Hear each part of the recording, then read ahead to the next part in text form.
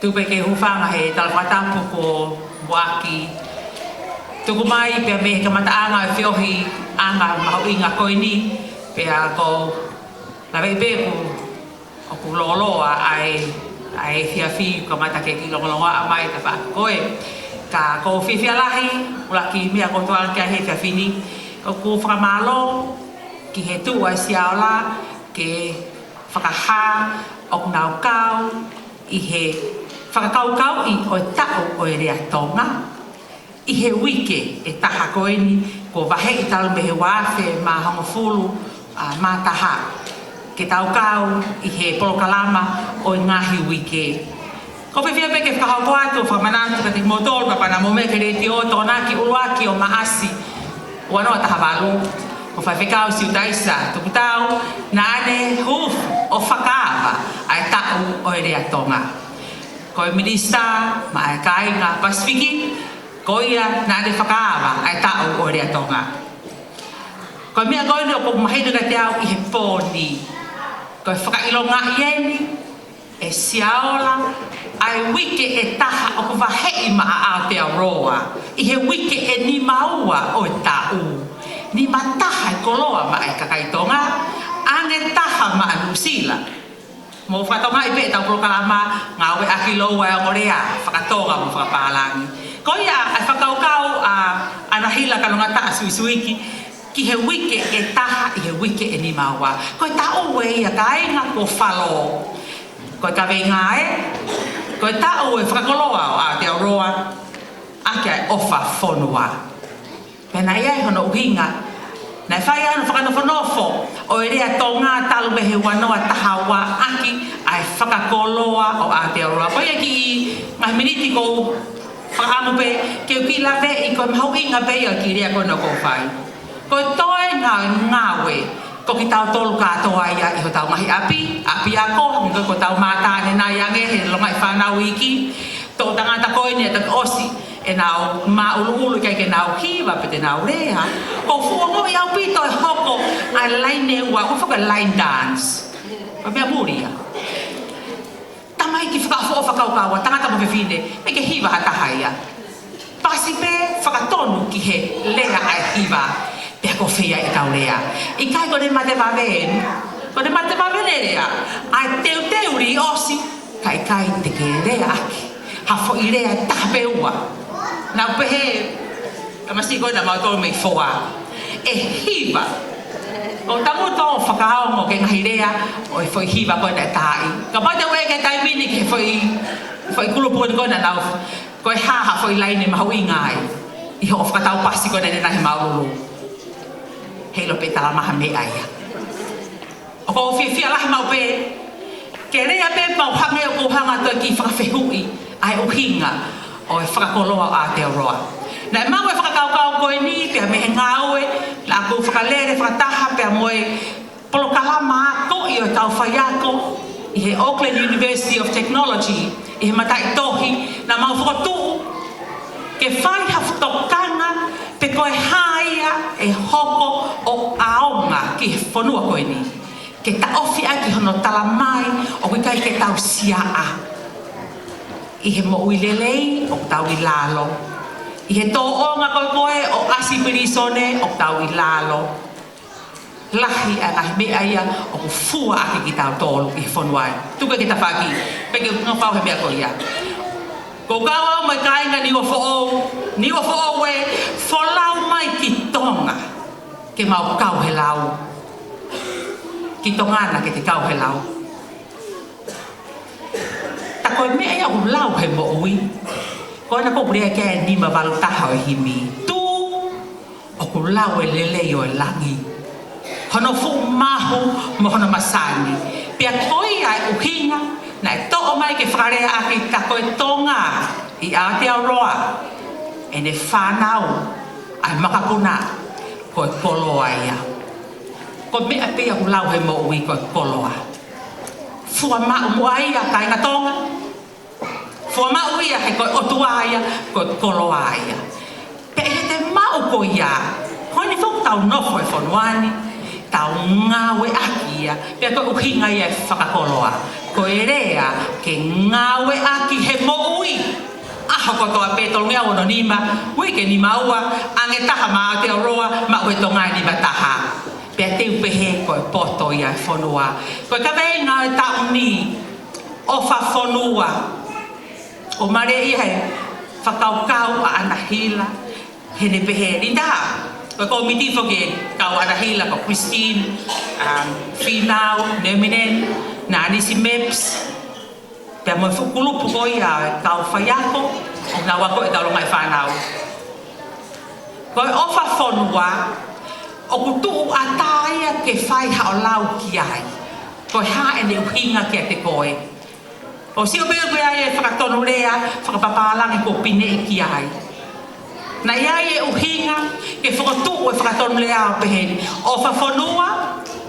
colon a Tongan perspective of enriching Aotearoa New Zealand koe ni perspective pe koe wakai a loto e tonga ke whai ake e ne Fakakoloa o Aotearoa a ta siaola ke ne whaunga a ta a ngai siasi ke nau whaunga a ta e ne childhood pe koe ako toka mua ke nau whakakaukau ke whai ake Fakakoloa o Aotearoa a ta ia ta kei pe whakatonu lea o ase tau polokahama tuku pe ia ke ngawe aki i he siaola ka pau nau sio ko duty and service kau lawe ke ofa Fonua pehe anahila kono kofu ieni o tua motonga ko tofia kai ai i Aotearoa ko ofa kai ke toi puria ko ia ai otua ko Fonua ko tofia ia ka ko Fonua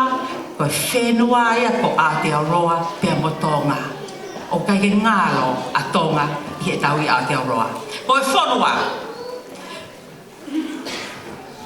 ko tui vai vai a komiti he mau tata noa e ngai ka venga ko mau ki fatongi o taha pe kai e pe ke mo mea ko mau fatongi a pe ke fotu ha ka venga o kulahi pe ata pe loloto ko uhi he foka ko tau ko tau ko sina mau tokanga ke no fo akai nga ko no fo akai nga na mau pe humai e ka kai tonga mo no fo akai nga tangutua Fonua ni Aotearoa pe mo te viti o waitangi ko na no fa kai ngaia o fofo lai he tari te waitangi ka te tau fetau laki tari te waitangi mo no fa kai nga ko futa pa ka to e ke fai ai hono whakakaukau mo hono talanoa ko tauni tau hokwa te me no fa kai nga ke o fa Fonua kai nga tangi uto hela whamatala ai uhinga mau ingai ke tau rea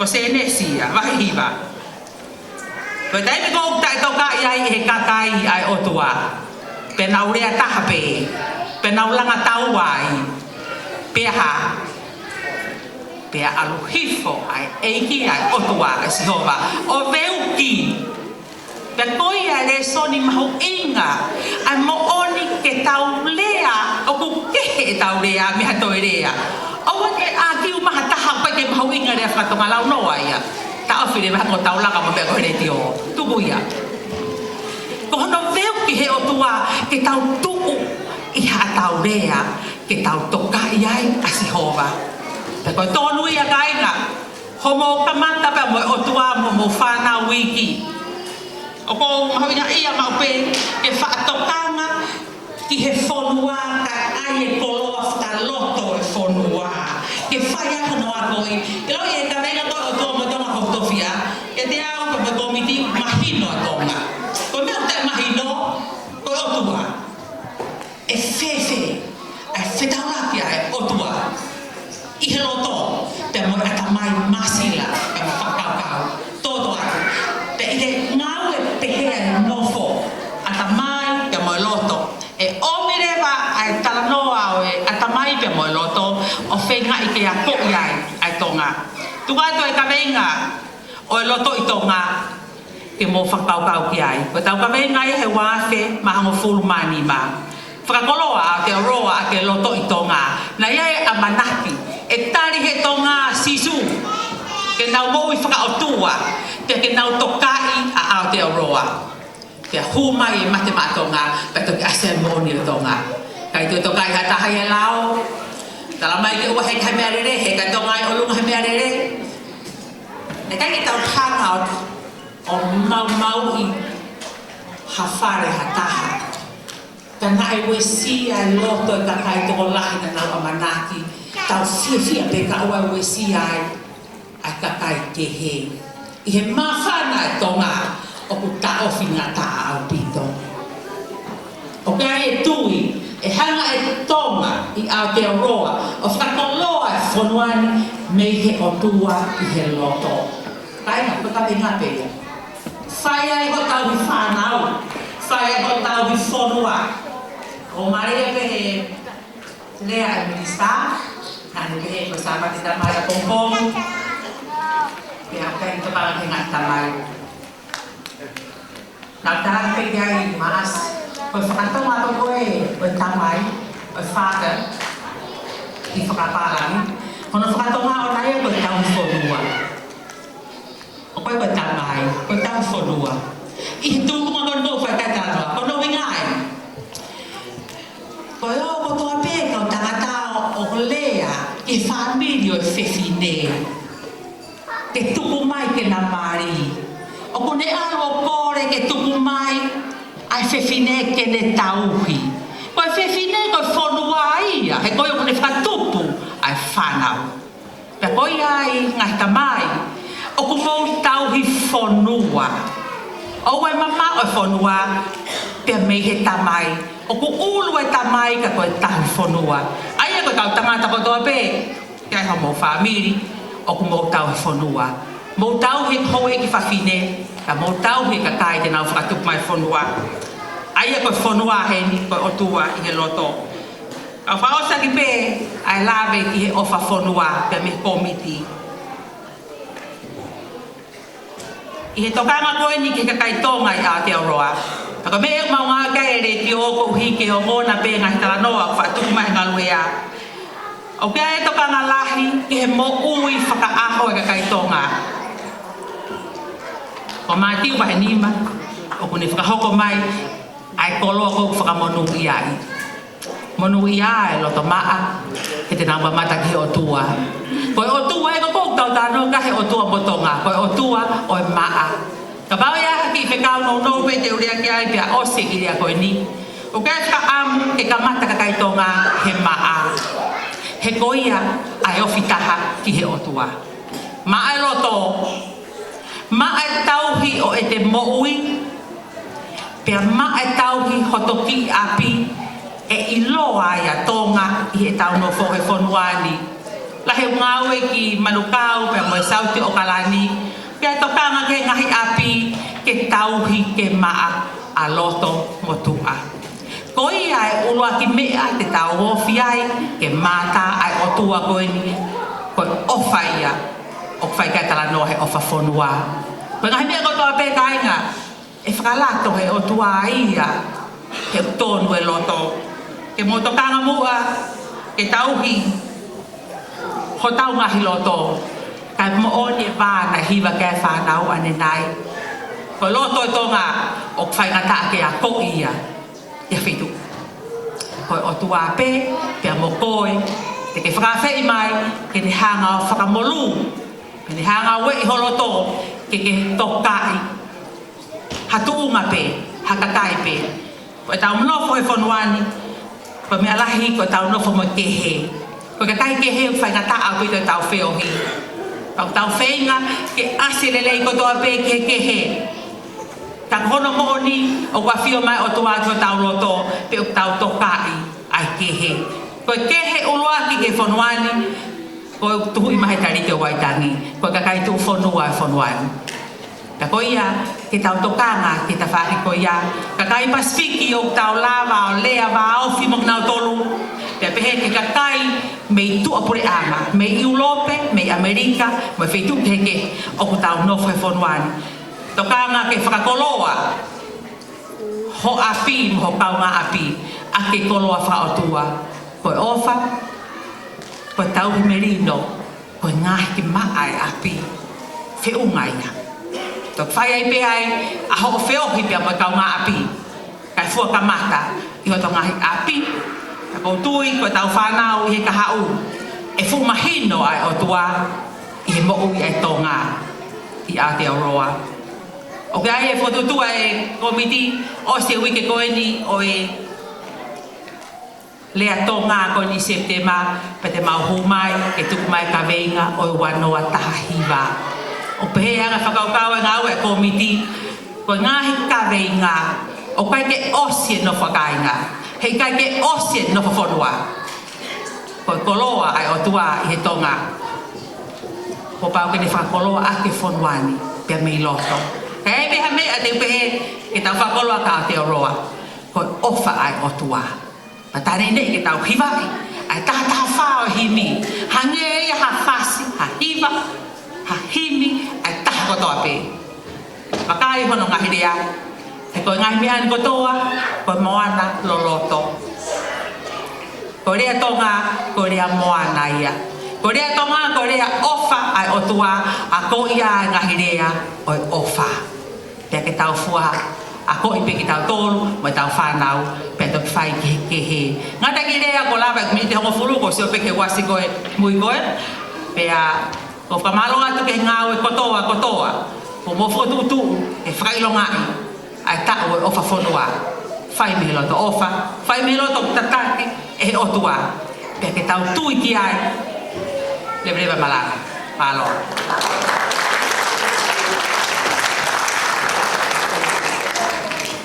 Whamalo lahi ki he toke tā, ko hiko e rea maari, ko ne whakainasi a ki tau tolu e whiawhini.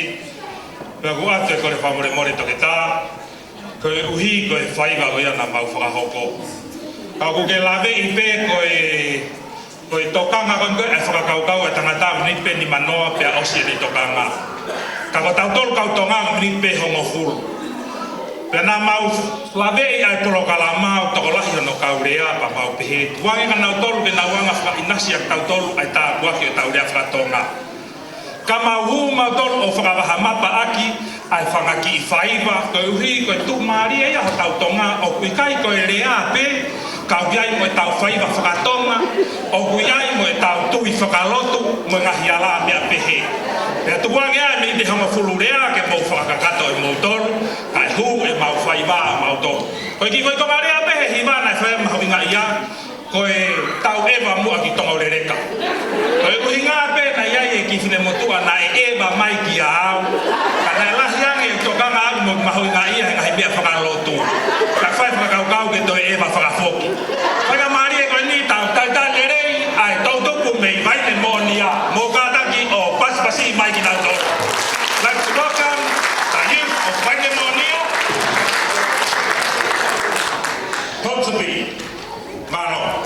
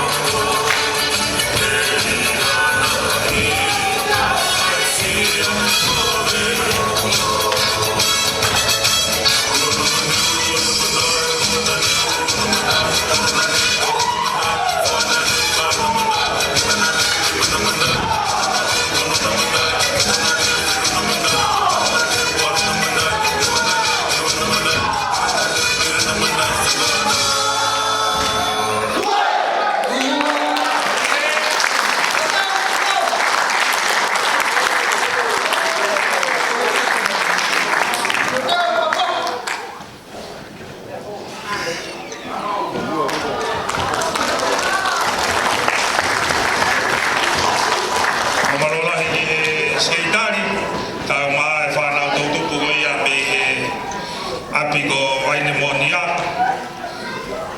We will lava Fakato mo wai David Fiafini.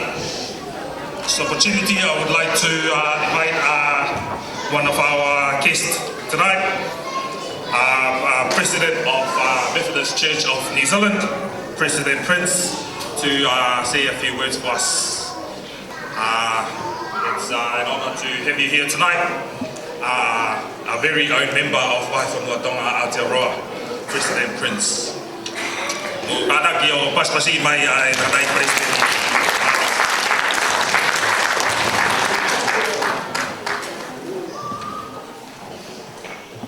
Malolele, and good evening to all of you.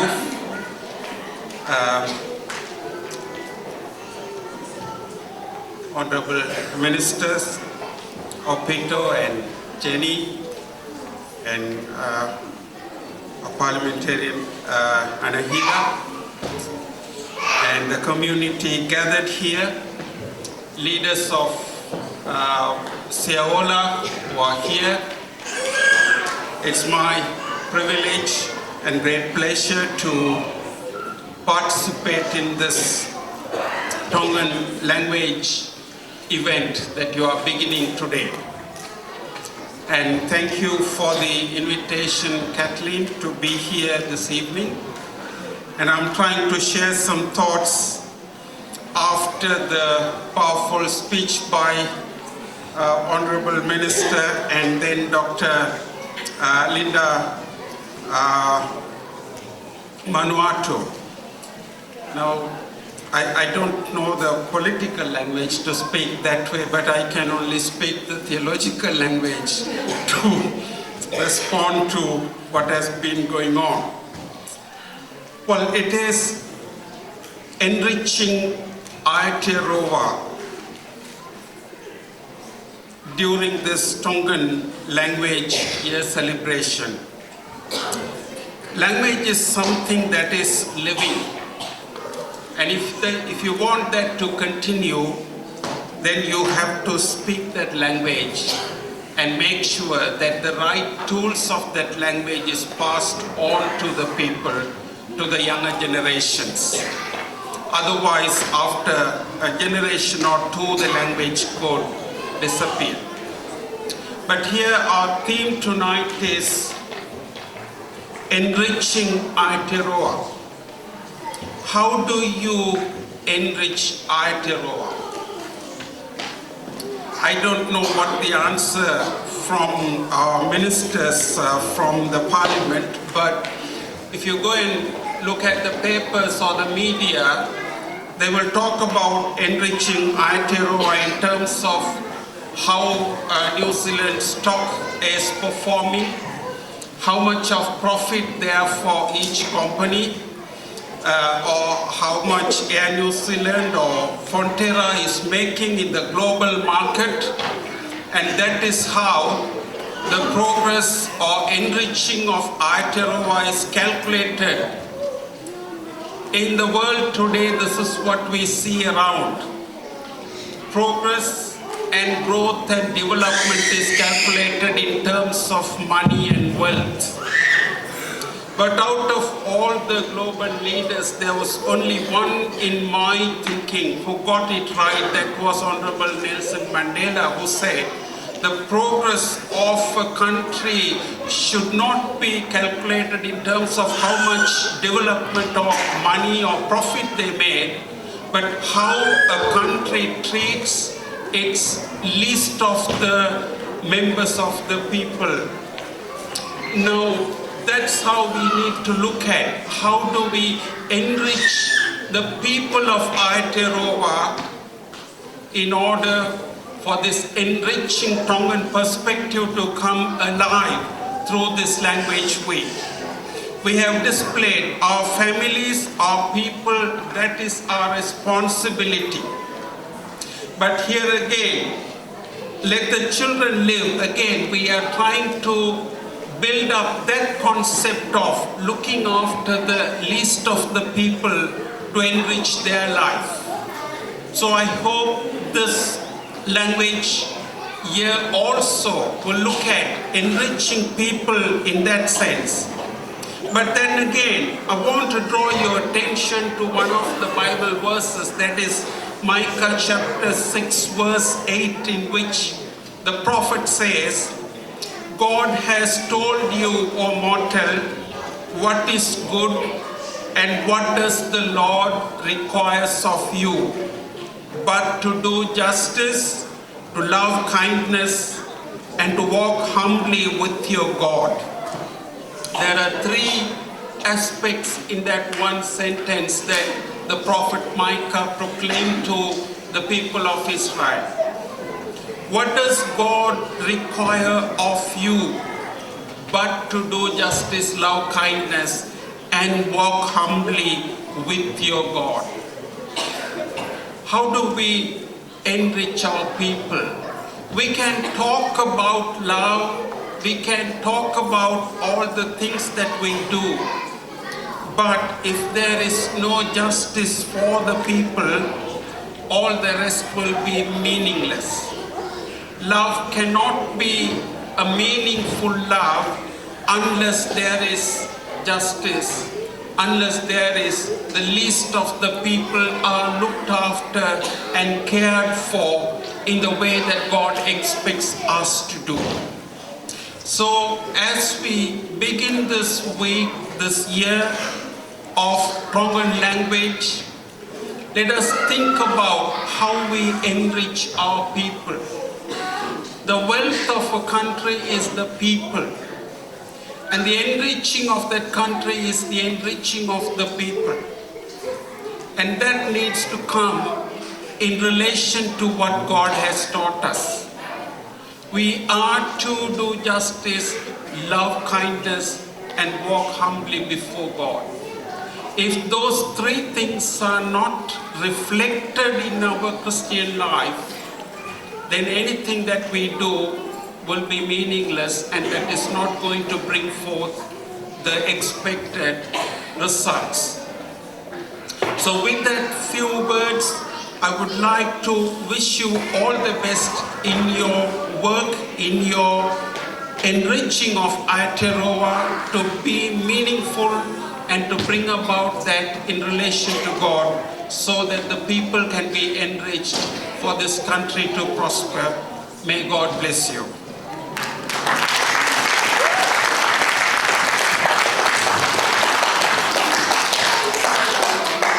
So malola hige tadai presteni ko hi ko e vai ko ia mone fai ma ki tau tolu ko rea tu ki he tau tupu me ke nani o mo taimi en e ra fa ka to ki rea e taha e nau ka me mipa me he nau fa nau la to fa sapate ka hiria pa tau fa ka to nau ai te mi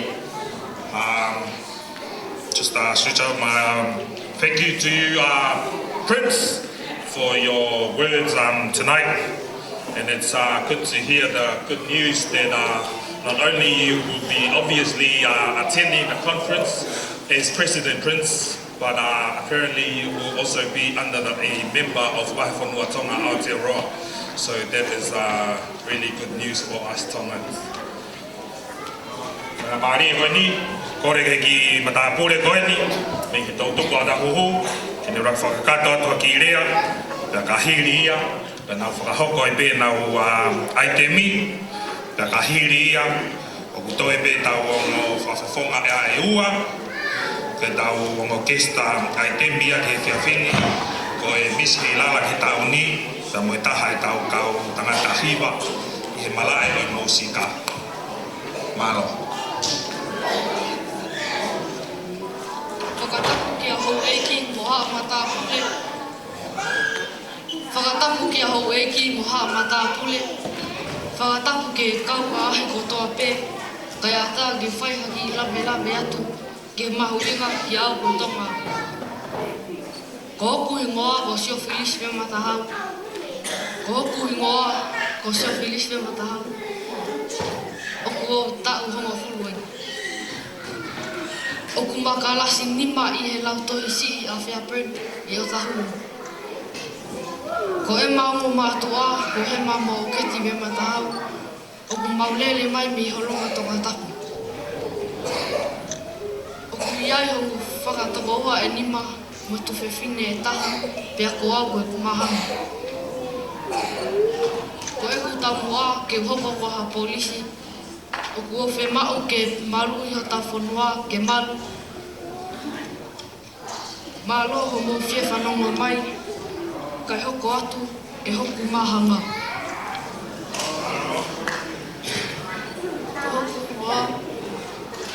Ko hoku ingoa ho tu powe me tahau. Ko hoku tahu o Fonua.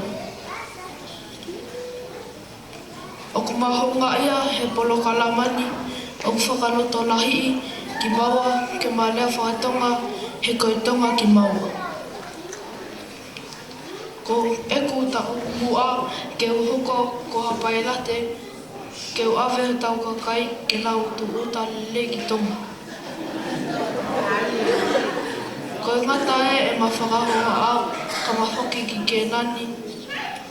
O lotu pe me iai ma whakaonga mai pe ki he siaola ke tali whikawe pe. Le velewa e lea tua whatu.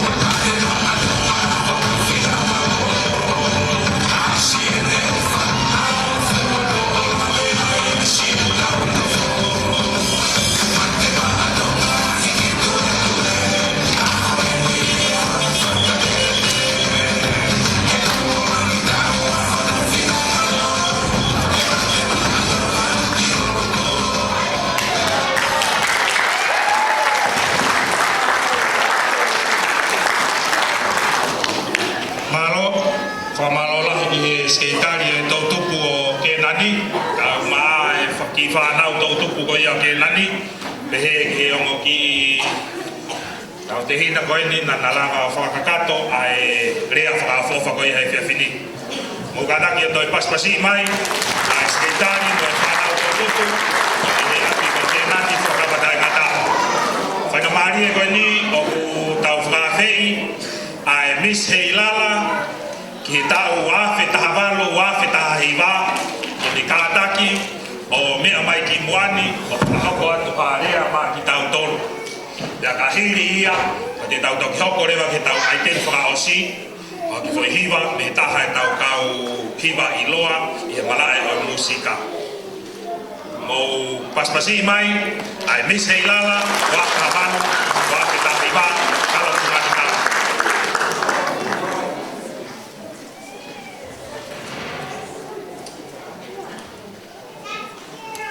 Whakatapu ki he tolu i tahai o toa mo e ongo minista o kumeani. Ala si i kainga o New Zealand me tonga masani. Kai whai atu ha whakafotufotu la. I he kaunangani me he kolonga tata. Wisa ala mo si i funga matahiwa. Kari o pau o ku te manatua. Mate o whakita he funga ofolanga. Ko e huri a pe o e kirikiri te fua. Whakamaunga he whunga whāua, kai ngāro a whēsi oto, mafu te fua. Vai ko latai, moi hostea, ko au, kalolaine lepa, talia, en talei, Luis, Lui moala ki la kepa loka tui whunganita. Hota o whaatu, hota o whawhau. Ngātai talani, kua mahinoa. Kia ora everyone. Everyone's been talking for like quite a while, so if you want to like shake your hands or like have a bit of a stretch, turn to the person next to you, in front of you, behind you, say malolele or hi or how you doing, you know.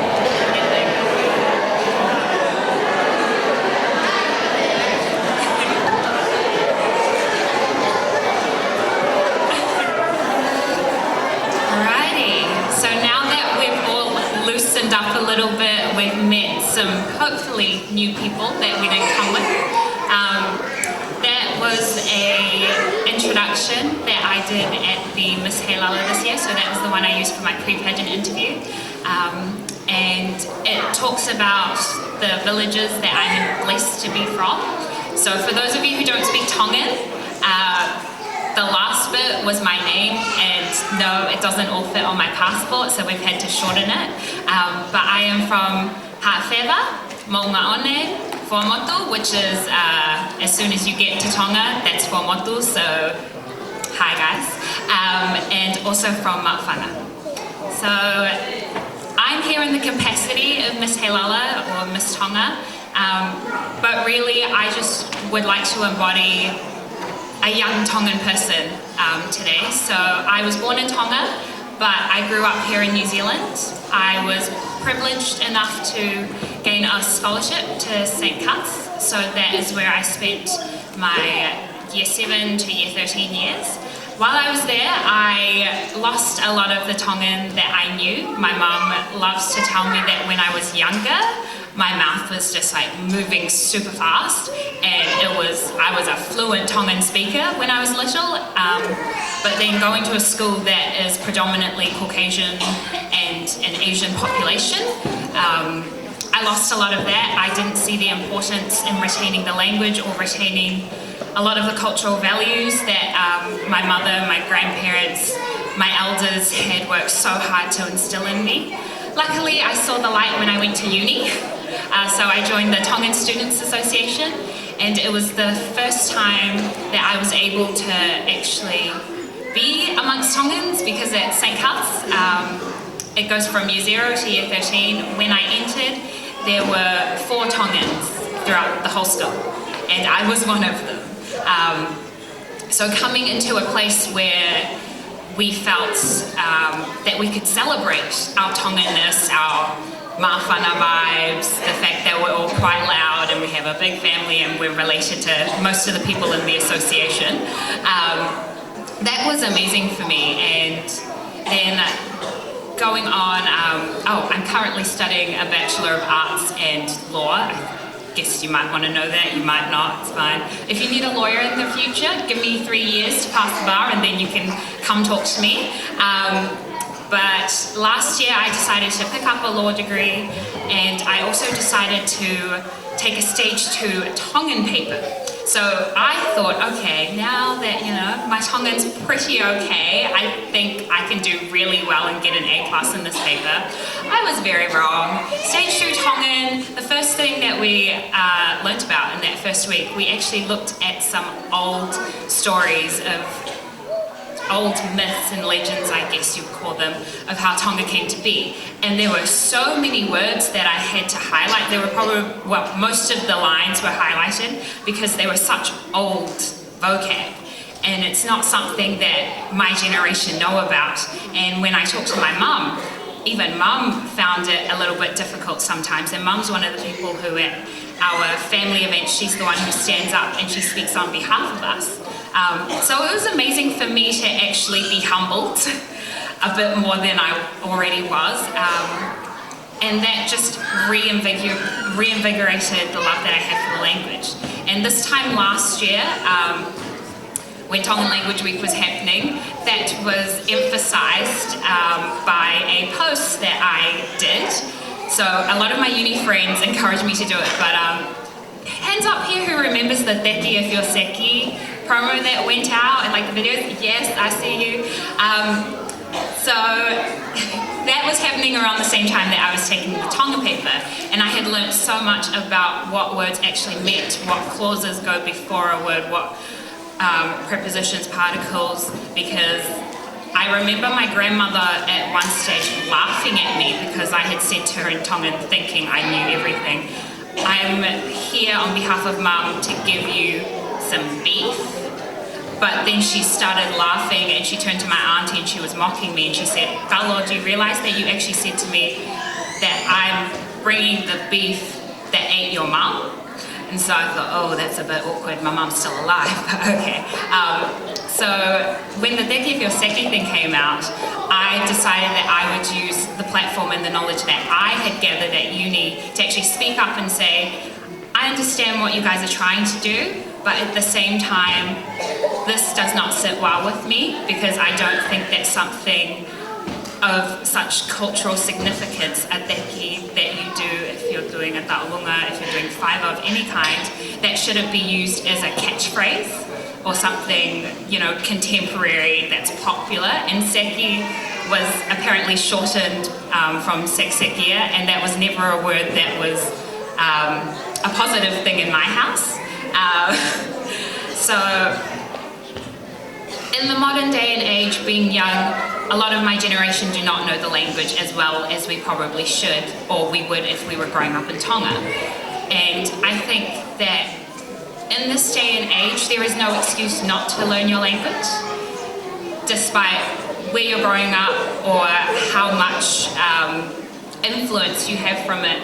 There are so many ways to learn Tongan. You can learn from your grandparents if you're still lucky enough to have them around, from your parents, or even from church, or going to classes. They do hold some free classes for Tongan, or if you are academically inclined like I am, learning it at uni. It's one of those things that is a treasure, and I remember writing an essay and including a passage by Dr. Melanaite Tamoifalau, who I was privileged enough to have teach me Tongan, and she writes about how our language embodies our cultural values and that directly affects our worldviews. So something, for instance, like Fakaava, in English it means respect, but as a Tongan, you know that it means more than respect, respecting your elders. It means respecting your brother if you're a sister, tauhiwa between a brother and a sister, paying respect to a church minister, but also paying respect to someone that's passed on. So I don't want to go for too long because you've heard a lot of voices, but if there's anything that I can leave with you, it's to hold on to the language that we have, because it's the only language that we've got that makes us different from other people. And we want the next generation to still have that, and we want them to value it in all its beauty. As part of paying respect, I usually would be dressing to like themes and wearing red and white, but someone who I acknowledge as a grandfather passed away this week. So currently in Aotearoa, my mum and I, I wasn't going to perform a taurunga today because I wanted to pay respect to him until he had been buried. But we did ask permission from the family, and they said that if anything, Granddad would have been more than happy for you to do what you're doing. So I will perform a taurunga that is from my Maofanga side, and I hope that you guys have a good evening, and hopefully I can speak to some of you afterwards. If not, enjoy Tonga Language Week. Malo abito tuwa.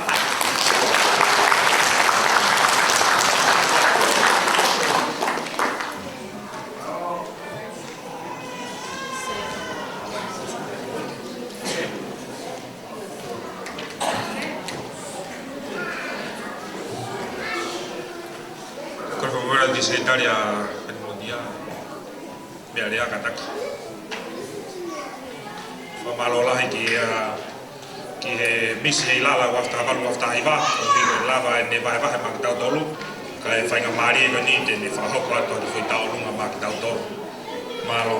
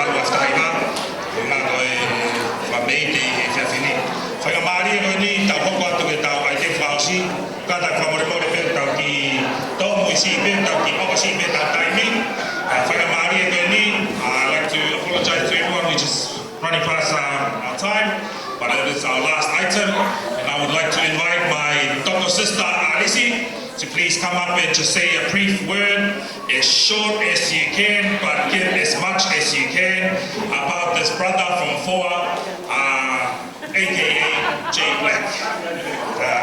He's Fonua.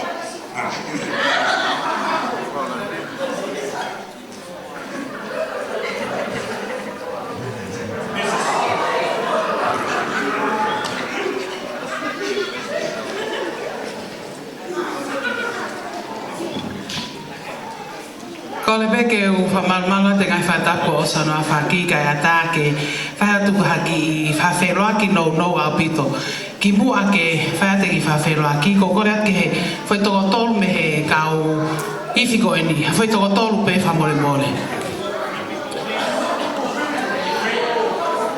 Io Katoangai kam mo te whai toko tolu Io koe ki challenge ko e ni koe ki challenge ko e ni kau tama te tau sio pe ko hai e lava o katako lava mai o taimi mai ko hai lava e fuoloa ho mo pe tonga ko hai e tene lava so e taimi ya te mai e moeaki okay so ko mo ki programa ko ni ko hai tene lava pu ake foi lea tonga no taha so taha wa tol fa wheroa ki ho mohi ngoa kolo moha me ai pati tau ta e ka moa ke whai foi taimi ko ni malo ko ki ngoa ko kahawe kite au lere mai pe me New Togo ko ki ngoa ko tonga nao lere mai me pele hake hapai no whanga Malo lele ko ki ngoa ko Shari kawaka ko lele mai me ha otu whahewa nonga mapu makawe malo Okay, te tau kamata. This is a Tonga challenge. Who is going to say Tonga the longest? And we're going to time it. So this is just a little. Okay, let's go. Tonga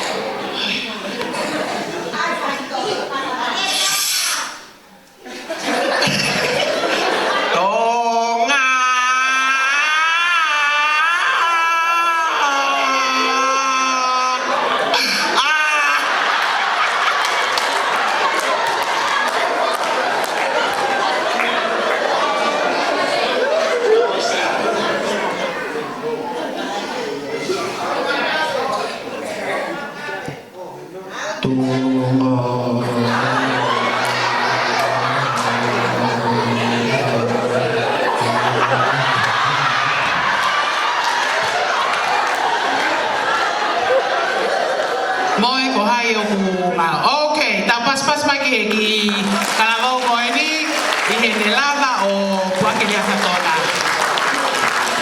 O Uike ke fi make te whaloloa ko tau ki whamama whana pe ko i Fakakoloa ake a Aotearoa ake e tau ngahi whaunga mo e tau ngahi hua ka whamalola he ki he tau whanau i he ne o kau mai.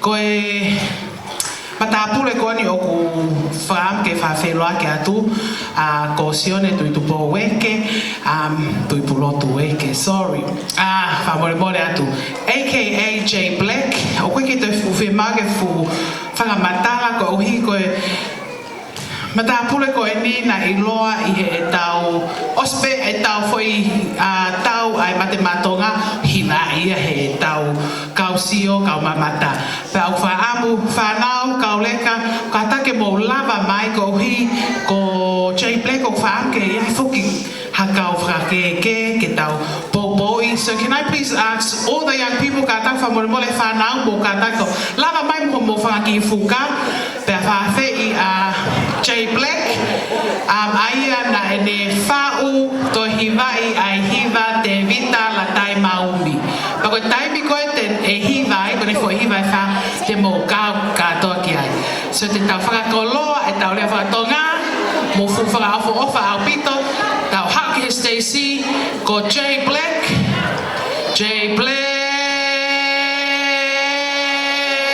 mo pas mai hau whanga malo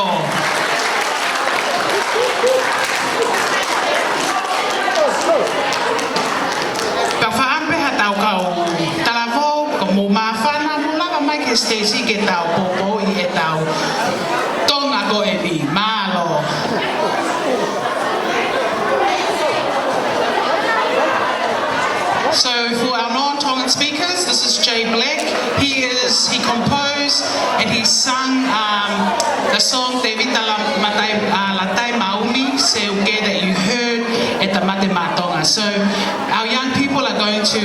Aotearoa with supporting Jay Black.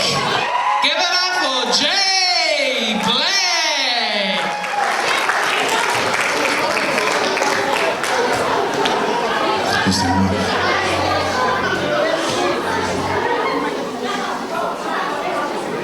Pare tonga katoa.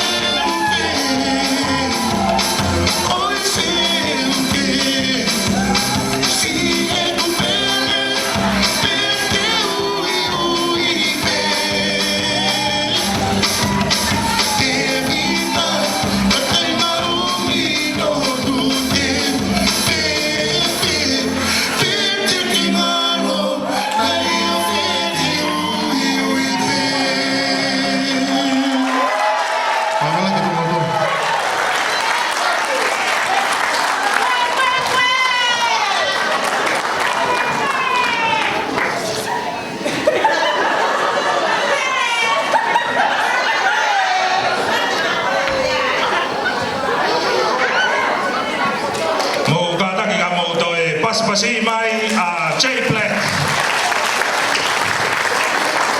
Whamalola hiki J Black, hui koe lava ke nea ngā whawhiawhia ke mātanga. Hui whaosia ke tau porokalama hei whiawhini. Pe whamalo ke tau ki whangilongai whanau. Hui koe nau kau whakataha pia mo J Black hei whiawhini. Ki mua mepa whahau ka tau ratu tōku. I'd like to invite the CEO for Siaola, Kathleen, and also our very own Minister,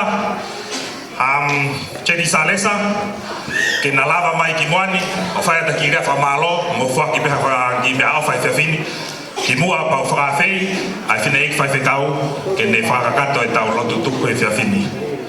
Malo.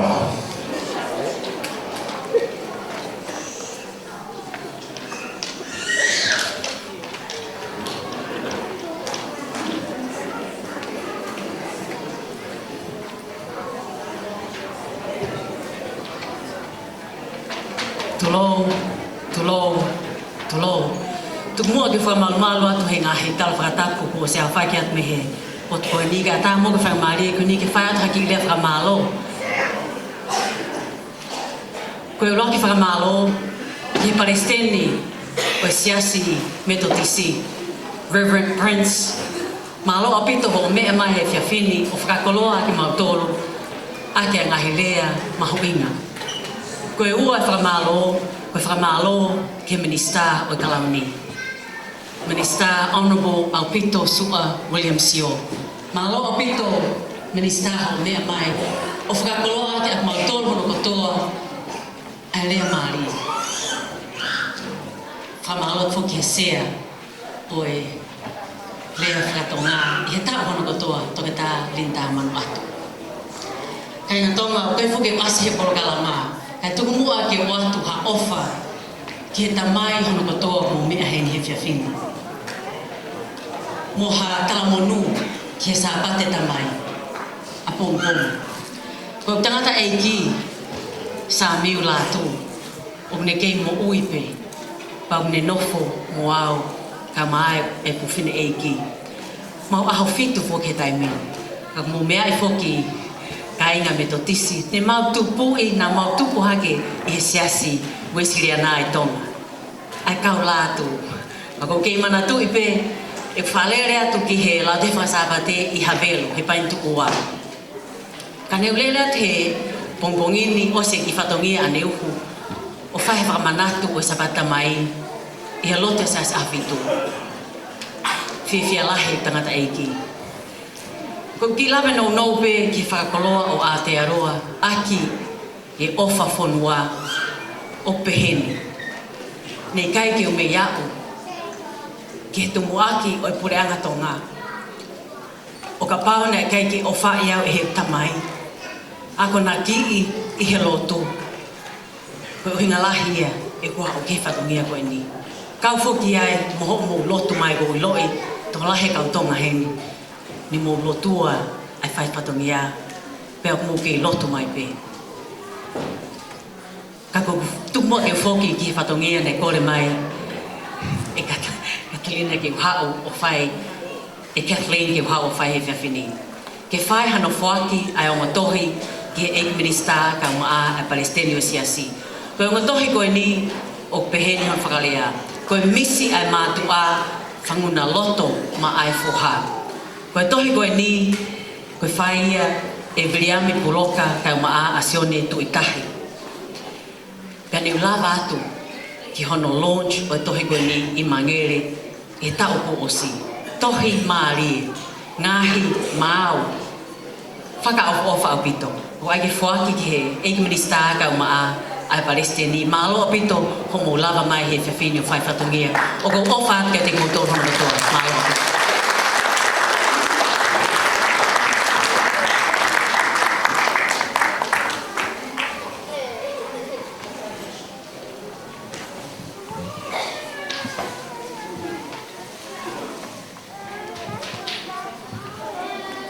Whamalola heke Minister, koe hui koe lava na whakakato ai whamalo, ka moe mea awha ki he ono prea koe he whiawhini. Hake toi whamalola, ko kore ke whenei whai whakau, ke ni lawa mai peo whai tau lo tāpuni, pa kore whamore te pe whai whakau, ka tāpua ki e pe mo e tau mea tokoni, pa ka hiri pe ia, pa tau hoko toi pe ke whaswa Fonua, pa koe lawa i tau prokalama. Mahalo. Please be upstanding for our final hymn and our closing prayer. Kataka mehake, ke tau hibatuku, mo tau whai a lot whaasi, tolu himanga furu mataha, o himi tolu himataha, besi whaasi be.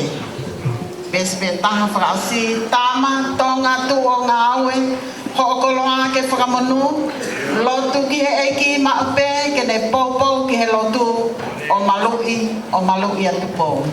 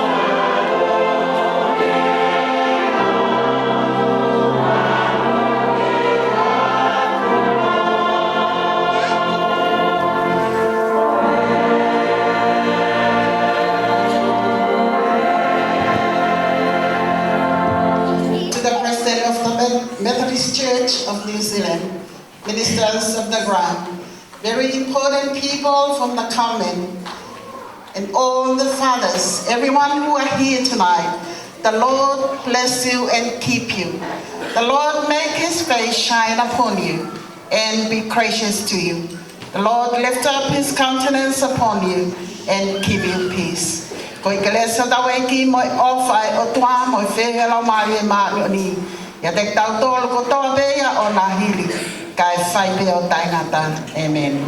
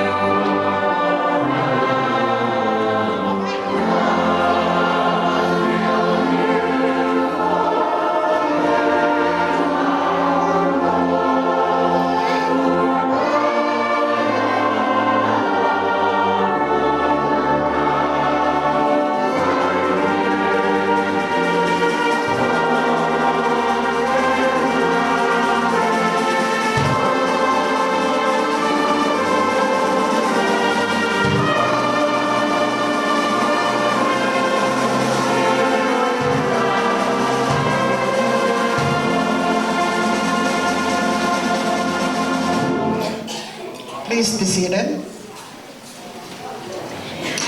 Let us say grace and bless the food. Que tauloto tapa kia me tokoni po teu.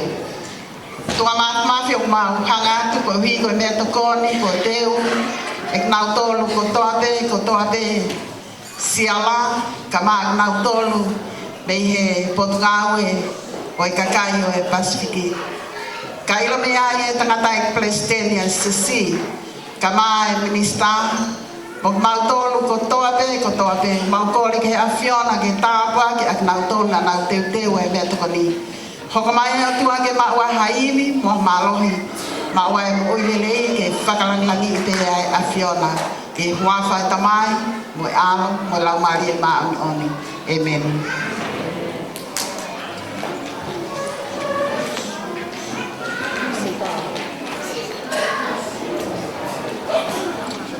Whamalola ki e whinei whaiwhekau. Ko hui ko e lava no whakakatoa e loto tuku ki tau programa he whiawhini. Ko e kore atu peo ku iai e ki te uteu he